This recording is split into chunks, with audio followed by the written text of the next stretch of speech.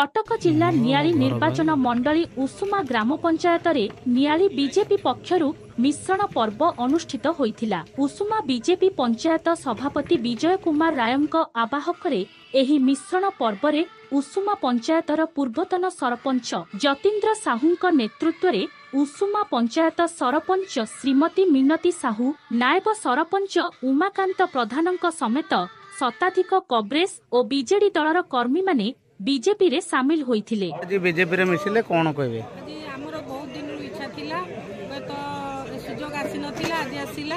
हमें जो मिश्रण पर्व रे छबमांक जो नियाली निर्वाचन मंडली रो बीजेपी प्रार्थी हेतिबार बीजेपी प्रार्थी सतरे हमें शामिल हे गलु कि बहुत खुशी लागुची।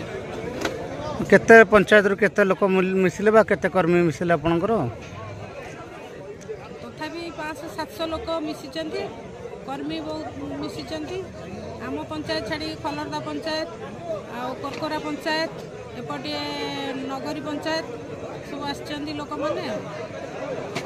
नियाली बीजेपी नेता छवि मल्लिक और सांसद प्रार्थी श्रीजुक्त विभू प्रसाद तराईंक उपस्थिति रे मिश्रण अनुष्ठित होइथिला। गबबस्त मंडल सभापति धीरेन्द्र बारिक, कंटापड़ा ब्लॉक उपाध्यक्ष जचिन्द्र बराल, युव नेता विश्वम्बर जेना, कटक जिला समवाय संयोजक बंधु चरण साहू, नियाली संयोजक प्रदीप पात्र प्रमुख शताधिक कर्मी सभारे उपस्थित थिले। मिश्रण पर्व है भारतीय जनता पार्टी रे हमर स्थानीय सरपंच मिनती साहू एवं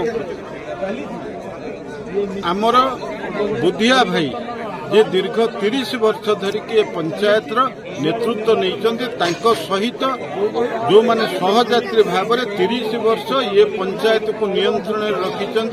आज शताधिक लोके से माने बीजेपी रे शामिल हेले, बीजेपी के शक्तिशाली कले एवं 2024 निर्वाचन रे बीजेपी की जितेबा एठी विधायक प्रार्थी भाव में छवि मल्लिक की, सांसद प्रार्थी भाव में विभू तराई की जितेबे, मोदी हाथ मुठा को टाण करिवे, डबल इंजिन सरकार रे एमाने प्रमुख अंशीदार हबे ये संकल्प नेले एवं शपथ नेले। गोटे कथा मोदी आज जो भली भाव में घरे घरे पहुंची सारिचंती, खाद्य वस्त्र बासगृह पीवा पानी शिक्षा स्वास्थ्य गमनागमन चाषी मानकर उन्नति एवं समस्त को किभली भाव में पाइखाना जोगेबा ये सबु व्यवस्था जितेबाला सबु वर्गर सबु जातिर लोकों मोदी कर लोक मैंने आज प्रभावित होती। अपर पक्षे ये 24 वर्ष जो कुशासन से जनप्रतिनिधि भाव में जो मैंने ये विधायक एमपी होकी जाने दुर्नीति रे बुड़ीकी रही ये कथा लोक जानी। गला 5 वर्ष धरिकी एठी जे एमपी होकी गले पार्लियामेंट रे दिने ये अंचल कथा कहले नहीं। 5 वर्ष धरिकी लोक तांको चिन्ही नांती कि देखी नांती एवं ता सहित तांकर जो एमपी लैड प्रकृत रे आज लोक खोजुचंते आम अंचल रे कोटी लाख टंका भी एमपी लैड दिहाइनी।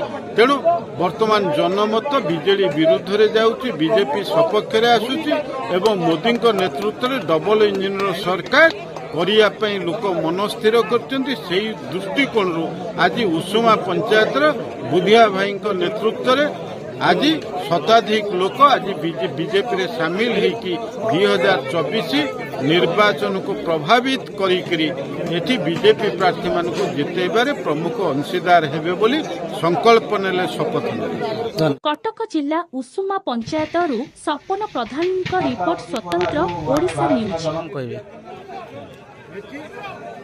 उषुमा पंचायत रे हमर जो बुद्धि भाई सरपंच थिले से आज भारतीय सहित समस्त कार्यकर्ता हमर भारतीय जनता पार्टी आज समस्ते शामिल होइछंती।